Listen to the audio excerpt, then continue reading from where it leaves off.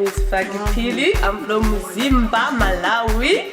I just came here to the wedding of my Auntie Mary, and I'm just to be happy with her and have the marriage. Thank you. Wow.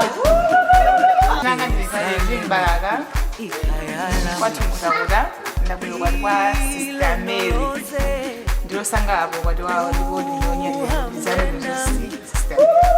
Sinanga Melinda Kamanga Watu Bangwa Nakwenda kunuba watu wangu Mele ndilo sangala wampili Ndipo ndilo nyadila watu hao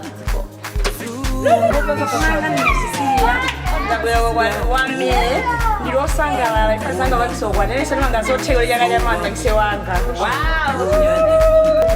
Sisi. Hi, Shewa. How are you? How are you? I'm fine. What is your name? My name is Joyce. Alright, you are here for what?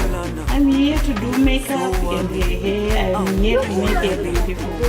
My company is Joyce's Beauty. Okay. My name is Ivy, hey, you are here for what?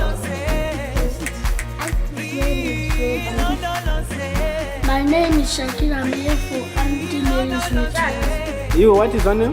My name is Claire. I'm here for Auntie Mary's wedding. My name is Mary. You are here for what? Auntie Mary's wedding. Wedding. Oh wow, that's wonderful. We love you, Auntie Mary. Okay, zina ndani mai. Nel banda. Ndemuru ndakuja. Ndilo sangala pa chifukwa chimenecho ndikwambiri ndiyamika Mulungu chifukwa chonena kuti wanida siku lali ukadaisira kulidziwa ndilo chanjani ndilo sangala pa chifukwa chimenecho. Okay, mai zina ndani? Ine ndine Mrs. Biswiki. Ndamene nimapulisa wa maliheso. Ndilo sangala kuti siku ilafika. Komanso ndikuthokoza makolo amene tinathandizana kubwera ku maliheso ndi anawo nthawi yake.